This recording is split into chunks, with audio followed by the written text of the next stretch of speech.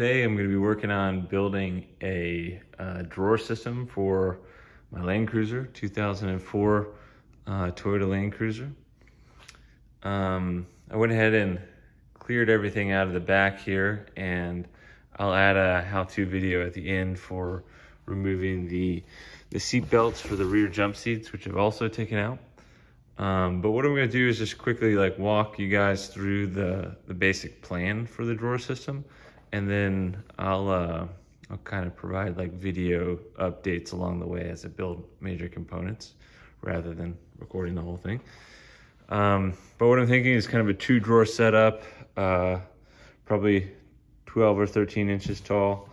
Have drawers on either side of the center line, and then kind of a flat platform that reaches out and contours to the walls. And then one thing that I want to try to do is on one section, I guess above one set of drawers, have a part of that platform be retractable, or be able to be pulled out, so that if a cooler's on top, I can have that cooler slide built into it.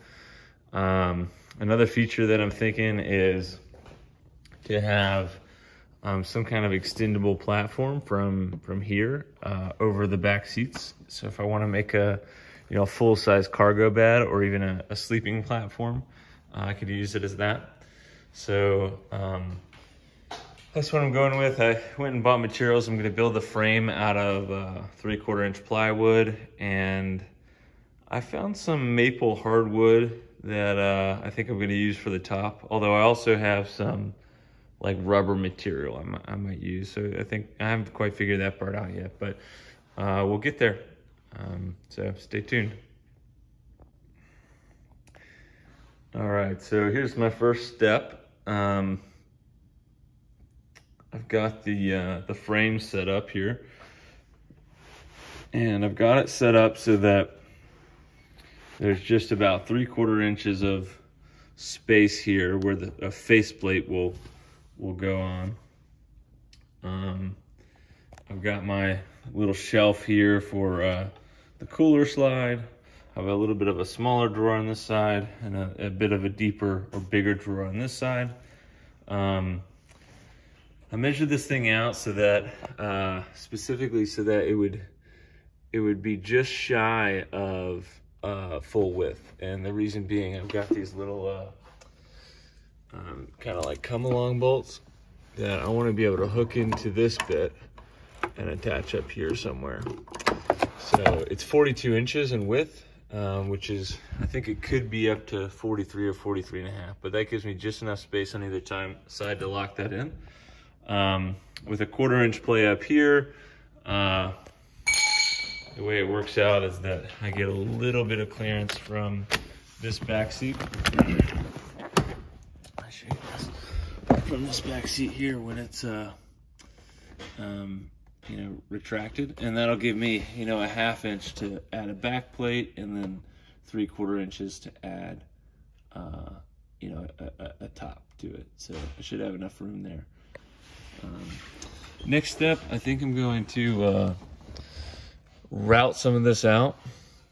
I cut some holes in these sideboards to try to shed a little bit of weight, and then I'll start adding building the slides and the drawers.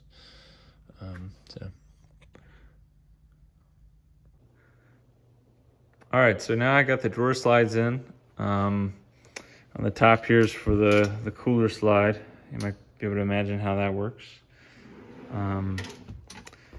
The smaller drawer on the left and the bigger one on the right.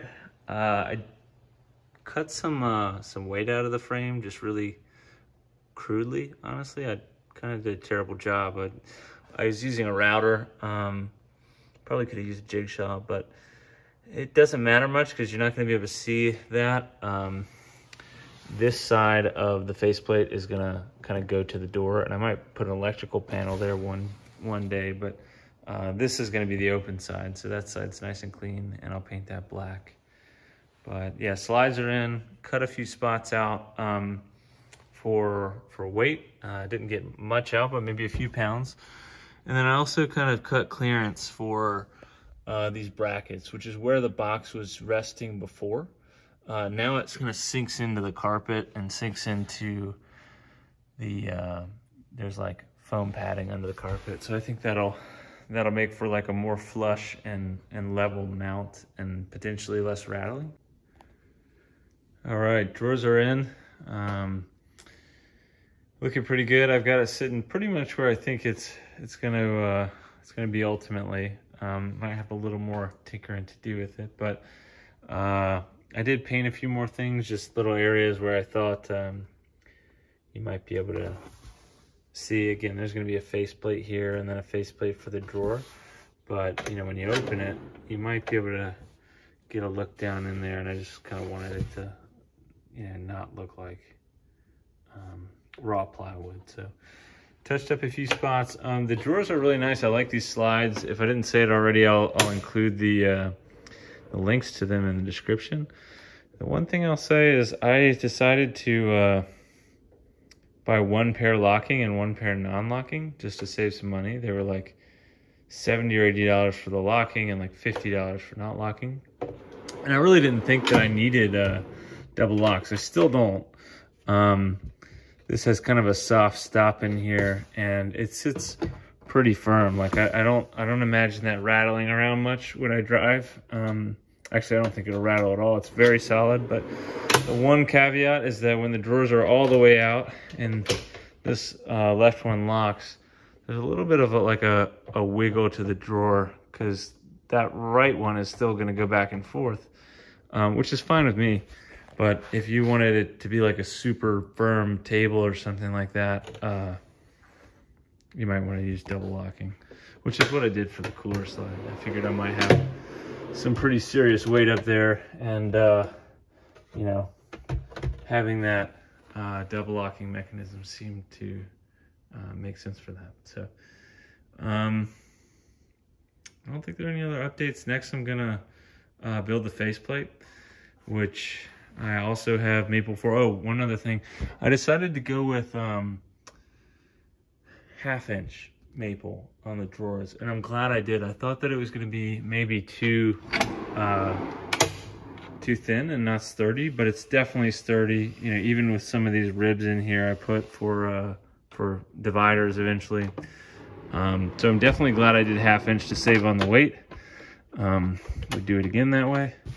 And then I've got 3/4-inch maple for the faceplate, which I have a big 4x8 sheet here. And I don't know if you can see this real well, but I've already kind of started mapping out the faceplate and drawing, you know, where all the hinges are and where my drawers are going to be rounded.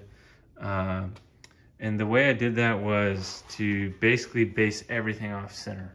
So this here is the 3/4-inch. It's actually 3/4-inch minus 1/16 is the actual width of this plywood. But that's that center beam right here. So I measured everything off of that, and I will also measure everything off of that in terms of how far the faceplate goes to the walls. I'm going to do a cardboard like stencil for that to make sure I get it right. But I figured everything off of this this center line and then this bottom line, because I know those are square and I know their measurements exactly. So I think I can give it a pretty good shot doing it that way.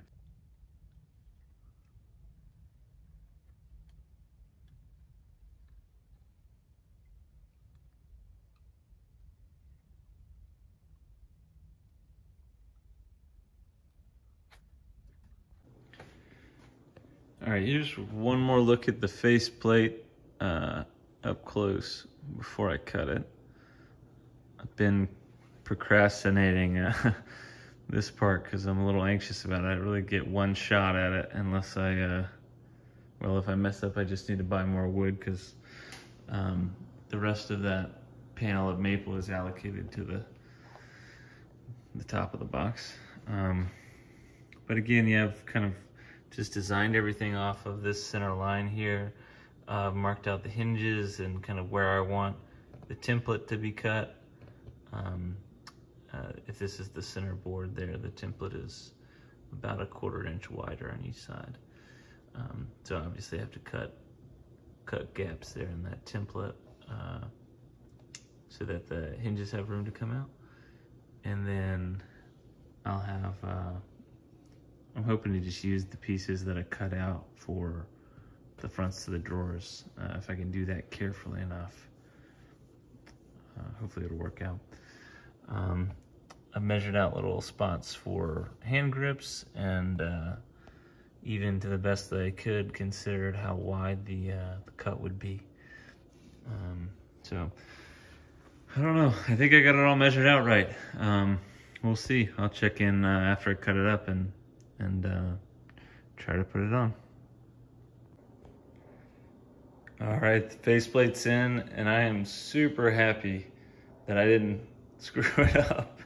It looks, I think I did a pretty good job actually. There's not really any areas where I felt like I made mistakes.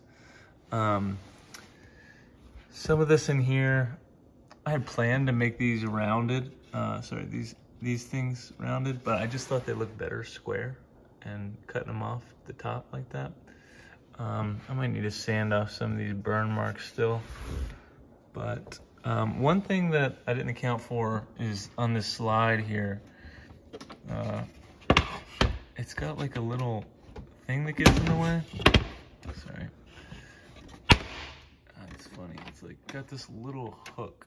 I don't know if you can see, but this guy, it really sticks out the full width of the slide. So it's hitting my my template when it goes in and out, and it's the locking mechanism, but it doesn't need to be that wide for the lock to work. I think that I'm just gonna grind it down because it only needs to be as wide as that little black piece of metal there that's holding it back. So I could easily grind a 2/16 of an inch off that, and it wouldn't be a problem anymore. But that's it. So I'm gonna mount that faceplate up, and then what's next? I gotta start thinking about the top. So I'll check in when I make some progress there. All right, one more quick thing on this. When I was putting these together, I mounted these plates, and this one, I think maybe because it's bigger, heavier, or maybe because I just didn't get it perfect, kind of catches on the bottom. So that's one thing. In my case, I just had a jigsaw. I didn't have a table saw or anything, and these drawers are actually cut out of this template, so it's all like one piece of wood, and that's nice because the grain matches and stuff, but the clearance is really slim. It's literally the width of the saw blade. So if I could do it again, I might add a little bit more of a gap there for clearance, but it's not bad. It's just very subtle that it's catching. And then another tip that I kind of learned the long way is this locking mechanism. It kind of, that little tab that I showed you earlier, it bounces off of something when you push it in. And so the effect is that this blue tab kind of bounces up and down and even left and right a little bit when you shut it. And therefore you need a little bit extra clearance on either side of it, which I didn't expect, but I had to kind of pop each of these off and take the jigsaw to it one more time to get another probably 1/16 of an inch of width. But